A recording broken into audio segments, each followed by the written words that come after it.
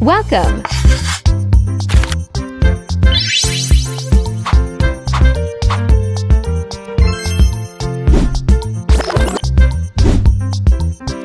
Edna Bueza, Mixed Vlog. Like, share, subscribe, and click the notification bell icon for more updates.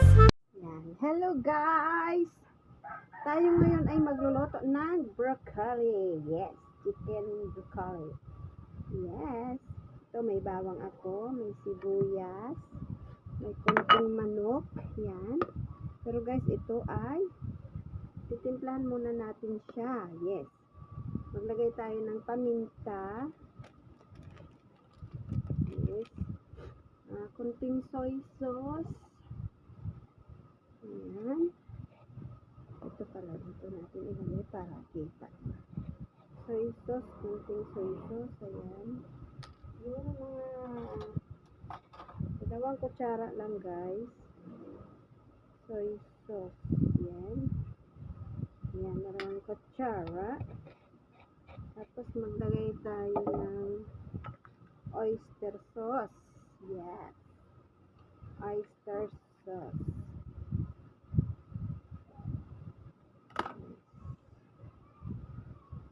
2 kutsara din. Ayan. Haluin muna natin para mag-absorb. Ayan. Tapos maglagay tayo guys ng mantika. So wala akong olive oil o kaya sesame oil. Vegetable oil na lang guys ang ilalagay ni Erin. Yes! Pwede naman na to. So siguro mga lang guys. Isang kutsara lang. Yes. Isang kutsara lang guys. Vegetable oil. Ayan. Halo natin. Ito guys ay chicken meat.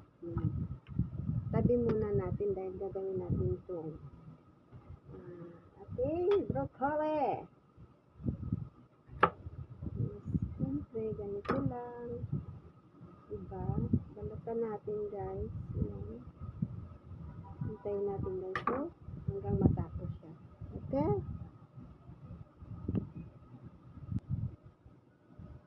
So, ayan guys, naugasan ko na yung aking broccoli. Ngayon, ito siya guys, pakuluan lang natin siya sa tubig na mga 40 seconds or 1 minute. Yes.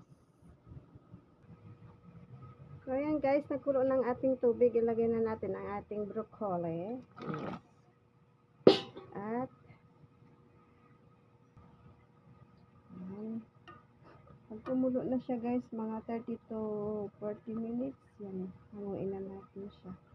Ngayon, tatakpan muna natin.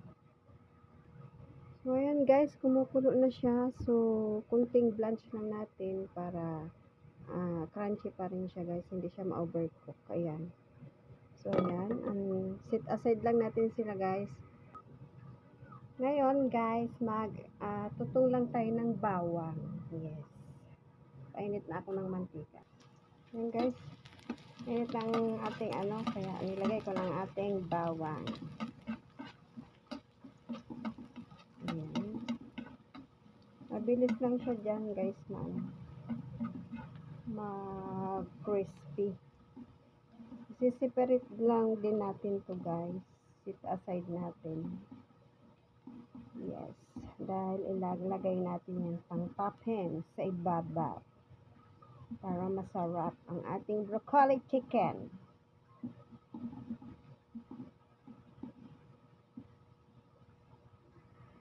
Yan, okay na yan siya guys. Tanggalin na natin sa mantika. Tapos yan guys, sa pinagprituhan natin ng ating bawang, iligisa na natin ang ating sibuyas. Ayan guys, ilagay na natin ang ating manok na minarinate natin kanina. Yes. Ayan. Siguro 1/4 lang to guys na chicken. Depende sa inyo. Kung marami rin kayong, marami ang broccoli nyo din, madami din ang sahog, di ba? So, ito kasi good for 2 person lang. Ang aking niluluto. Naka-title ko nito guys. Stir fry broccoli with fried garlic. Yes. Yan ang aking title. Woo! Masarap to guys. Yes, gulay is masarap. Ano lang natin siya. Gisa-gisa. Kunti. Parang iprito-prito lang natin siya guys. Diba? Ayan na siya guys. So, luto na yan guys. Kasi naprito na siya. Yes. Pag na ano na yan, na 3 minutes pa, yan, luto na yan siya. Kasi malambot lang naman siyang manok. Yeah. Pag ibang karne, katulad ng meat or beef, yan, ano talaga yun siya, tigas. Ang manok, madali lang siya lutuin. So, ayan guys, naglagay pala ako ng konting tubig para may konting sauce ang ating broccoli. Yes, hindi naman siya guys dry. So, ngayon guys, ilalagay na natin ang ating broccoli. Yes, ayan. Haluin natin. Yes.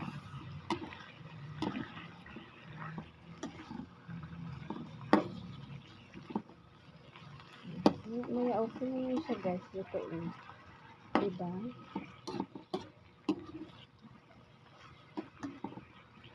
Simple dish lang siya guys. Simplihan lang natin.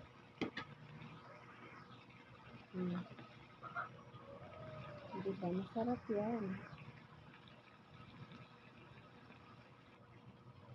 So, ayan guys, luto ng ating broccoli chicken. So, ngayon, i-turn off na natin ang ating apoy. Yes. At, maglalagay na lang tayo dyan guys ng garlic.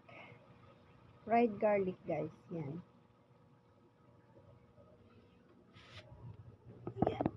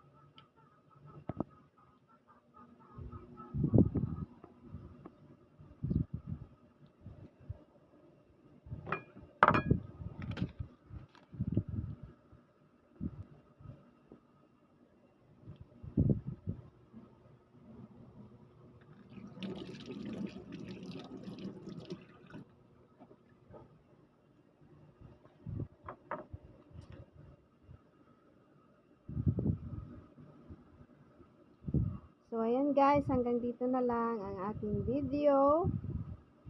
Sana nagustuhan nyo guys itong aking recipe, ang aking pagluluto ng broccoli. Yes, salamat sa aking mga supporters, sa mga nanonood ng aking video. Sana nagustuhan nyo to guys. At gayahin nyo sa inyong mga tahanan. I love you all and salamat. Paalam guys. Thank you. God bless us all. Salamat.